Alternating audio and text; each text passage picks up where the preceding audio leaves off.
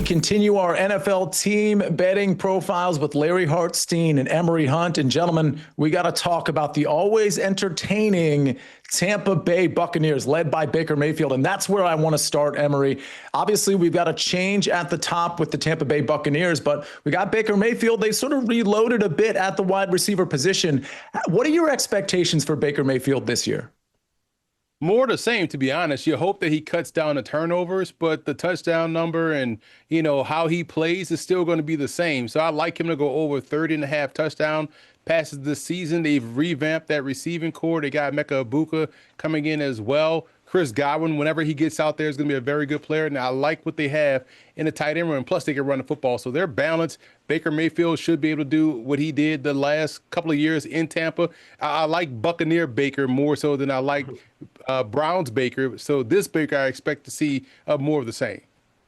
No one has thrown more touchdown passes the past two seasons than Buccaneer Baker at 69. Number 7 in EPA per play across the league in the last 2 years. Returns the whole O-line. Hopefully Tristan Wirfs' knee injury is not a long-term thing and that he'll be back after 4 games because that's an all-pro left tackle. But I do like the backup that they brought in. They brought in Charlie Heck, the son of the Chiefs O-line coach. This guy's made 23 starts, so he should be able to hold the fort. All the weapons come back. Yes, it's the third new coordinator, but Josh Grizzard was the passing game coordinator last year, so I don't expect any drop-off. Yeah, I mean, Baker's worked with a lot of different coordinators, so hopefully he'll adjust pretty quick. And speaking of Baker, Larry, I got to ask you, because there are, listen, I like the Baker Mayfield story. I think he's a very good quarterback. I think he's underrated. He is 30-1 over at BetMGM to win the MVP. Any thoughts on that number? A little bit of value, but it's a team award. The Bucs got to 10 wins last season. If they can get to 12, which I think is actually possible, and get a number 1 or number 2 seed, the MVP almost always goes to one of those elite teams. So he'll need the team to go 12-5 or better. And then, yeah, it's possible. I mean, he put up MVP type numbers last season, but the Bucs weren't considered one of those Super Bowl contenders, even though they probably should have been given the fact they beat the Eagles, the Commanders, the Lions, and probably should have been beating the Chiefs if they went for 2. Instead, they lost in overtime.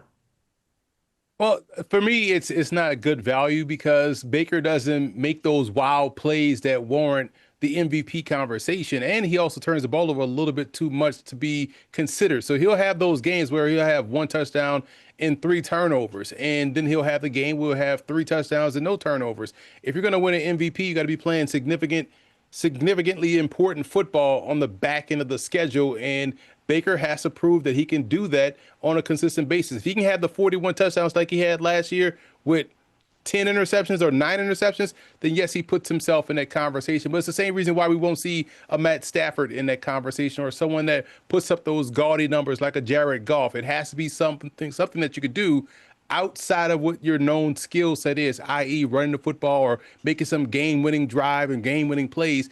I just think Baker plays solid football, which wins games but won't win you an MVP.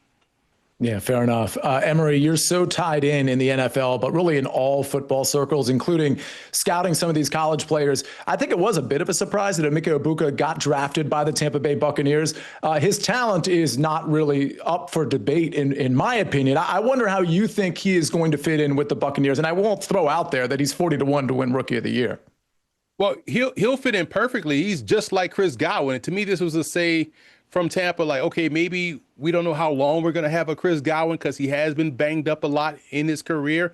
So let's start to backfill the position because Mike Evans, as great as he is, future Hall of Fame, he can't play forever. So you're still going to have to backfill guys. You got Trey Palmer, who was a fantastic player for them. He's still on the roster and factors to be another big part of their passing game. You want to backfill Chris Godwin's spot, go and get Emeka Egbuka. So I think he'll fit in perfectly because he could play all 3 receiver positions, X, Z in the slot. So he's going to find a way on the field. He's going to find first downs. He's going to find productivity as a rookie.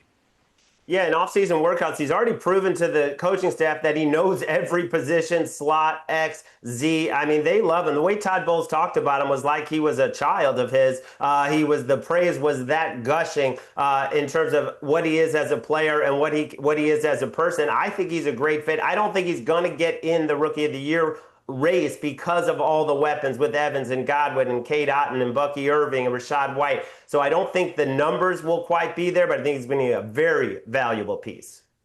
Certainly a lot of weapons. And I want to get to my next question, which, Larry, I think I know the answer to from you. The win total is 9.5. I could have sworn you alluded to the fact that they're going to win 10 games and maybe win 12 games. The 9.5 is sitting at -110 for the over. You like that, right? I like that a lot. I mean, you play the worst division in football, your three division rivals. You also get the AFC East this year with a lot of weak teams. I definitely think they can get to 10 wins again, just like they did last year. My biggest concern is Tristan Wirfs. I mean, that's the highest paid left tackle in the league. Right now, the expectation is he should be back after the first 4 games. And assuming that happens, you have your whole O-line. And I think you made the key upgrades on defense, especially Antoine Winfield. That's an all-pro safety. He missed half the season last year. Assuming he's healthy this year, we'll see a much improved defense for Tampa Bay. Yeah, defensively is what's going to help them kind of cash this number. I do think 10 is an exact number for Tampa. They'll have to compete week in, week out, even when they're not playing the Atlanta Falcons, because I feel like the Falcons can win the division. But I think 11 could potentially be that number 4 team to win the division, or 10, and they have the tiebreaker. So I do see them going over 9.5 wins. And you talk about that AFC East, they have to play Buffalo's defense. They have to play the Jets defense, the Patriots defense, and the defenses within their own division outside of the Panthers defense, was still up in the air. But the Saints should be solid on defense. And we know the Falcons definitely improved that side of football. So it's going to be fun. But I do think 10 is the right number for them. So I'm taking it over. Emory, interesting footnote there, because you did mention the Atlanta Falcons, who are certainly part of this conversation as well, especially when you consider who's actually going to win the NFC South, because we see the -110 at the 9.5, but it's +110 for the Buccaneers to win the division. So, Emory, while you think they might sit on 10 for that over, you're not quite as confident with Tampa Bay winning the division at +110. Right, because I've been on a Columbia broadcast station since the spring talking about the Atlanta Falcons and how good they've gotten, what they've done, Jalen Walker, and also the kid out of Tennessee to rush the passer. So they've done a good job upgrading. James Pierce is the guy. They've upgraded their pass rush. They already have a good defensive secondary.